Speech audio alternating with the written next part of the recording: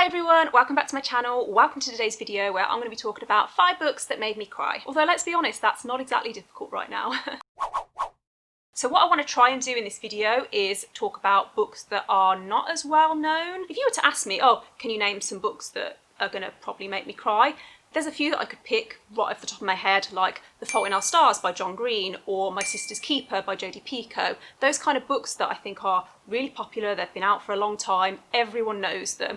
But I don't want to do that in this video. I want to talk about some books that I've read in the past year that I think are very emotional and that really bring you into the story and play with your emotions. Before I get started, I just wanted to mention that I will include trigger warnings down below in the description. Some of these books do deal with some quite difficult topics, and hopefully as I get into the summaries and explain more about what they're about, then you can kind of judge whether you think it's a book that you feel in the right place to read right now, if that makes sense. The first book I want to mention is In 5 Years by Rebecca Serle. So I read this right at the start of the year. I think it was actually one of the very first books that I read this year, and it was definitely the first book I read this year that made me cry. This tells the story of a woman called Danny. She's in her mid to late 20s. She lives in New York, she's a lawyer, and she is pretty sure that she knows exactly what she wants to do with her life. Have you ever been in an interview where the person has asked you, oh, where do you see yourself in 5 years? That's kind of the theme running through this book. So we meet Danny on this particular day where she's just been for an interview at her dream job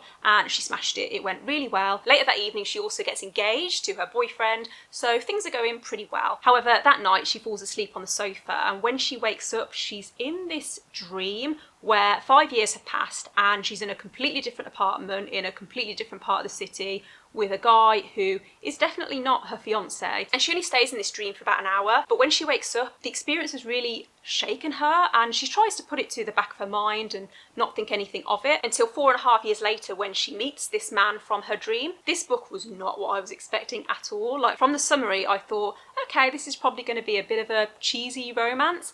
It's not a romance at all. The only way I can think to describe this book without giving spoilers is that it's a story about friendship, and it's a story that forces you to kind of think about how quickly your life can change. I gave this book 5 stars because I love a book that can make me think like that. The next book I'm going to talk about is 1 Minute Later by Suzanne Lewis. Suzanne Lewis? This is a book about a woman called Vivian who is, I think, in her mid to late 20s. She lives in the city, she has a beautiful apartment, a pretty great job where she's right on track for promotion. However, on her 27th birthday, she's out celebrating with friends when she has a heart attack and her life changes drastically overnight. She's told that she needs a heart transplant and she has to move back home to the town where she grew up. We also follow another storyline that starts in the 80s with a woman called Shelley who moves into this farm with her family, and throughout the book you're kind of trying to work out how the two timelines are going to connect. I did find that the pacing throughout this book was a little bit slow in places. However, what I did love about this book was the overall message around organ donation and how important it is. This is another book that makes you really think about how quickly your life can change in such a small space of time. Maybe because of the time that I read it, I was going through something very similar in my own life way before the pandemic, and so it really kind of hit home, and maybe that's why it affected me so much. I've read a few other Suzanne Lewis books that I wasn't that impressed with. However, this one really stands out in my mind. The next book on my list is The Sight of You by Holly Miller. Now, this is actually a debut novel. It's the first book by Holly Miller. However, as I was reading it, I couldn't tell at all. So in the first chapter, we meet a guy called Joel who has these visions, these dreams about the people that he loves. Sometimes they're happy dreams, sometimes they're not happy dreams. For example, sometimes he'll see that a friend or a family member is going to have a horrific accident unless he steps in and prevents it from happening. We also meet Callie, who is the manager of the cafe that her friend left to her after she passed away, and so she's dealing with a lot of grief and trying to work out what direction she wants her life to go in. This is kind of a romance, so Joel and Callie do eventually meet and they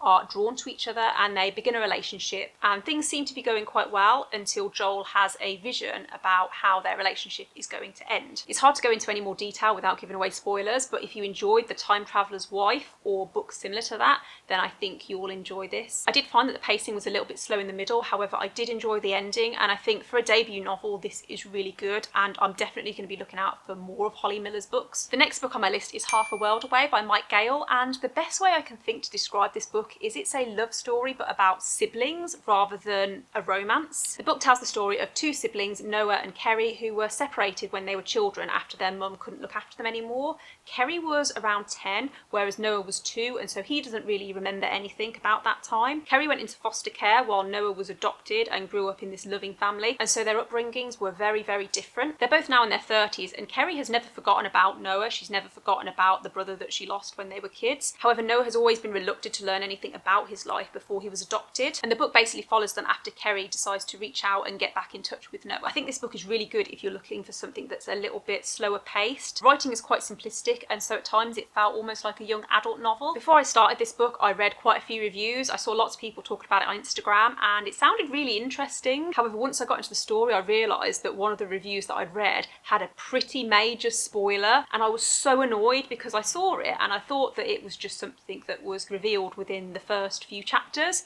But it's not. You don't actually find it out until halfway through the book. So yeah, I did give this 4 stars. However, I can't help but wonder whether I would have given it 5 stars if I hadn't seen that spoiler, because it really ruined it for me. Obviously, I won't say what it is because I'm not a dickhead. The final book on my list is The Beekeeper of Aleppo by Christy Lefteri. So I actually read this because it was one of the books chosen for Best Book Club earlier in the year, and it's not the kind of book that I probably would have picked up otherwise. However, it's actually become one of my favourite books that I've read this year. This follows a man called Nouri, who is a beekeeper living in the beautiful Syrian city of Aleppo with his wife Afra, and they live a very simple life. However, it's one that's very rich in family and friends. However, when the war broke out in Syria, they were forced to leave their home and travel through Turkey and Greece towards the UK, where Nouri's cousin had already settled. The book is told from Nouri's perspective, but in 2 timelines. We have the present day where Nouri and Afra have arrived in the UK and are seeking asylum, and we also follow their life in Syria and the journey that they went through to get to the UK. This book was so powerful. However, it was very difficult to read in places. What Nouri and his wife go through on their journey to the UK was so